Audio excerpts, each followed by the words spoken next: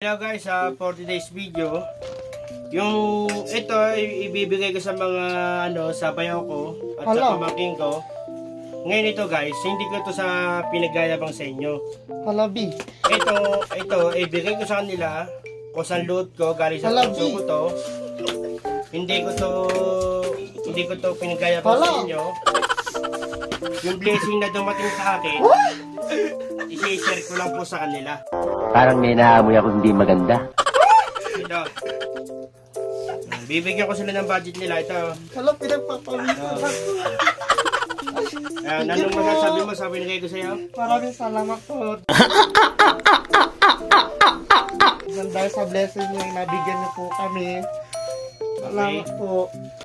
Wow naman! Wow! Ikaw Lalagay naman. ko na sa dibdib ko. Ano man naman masasabi mo? Takpan ng mukha mo.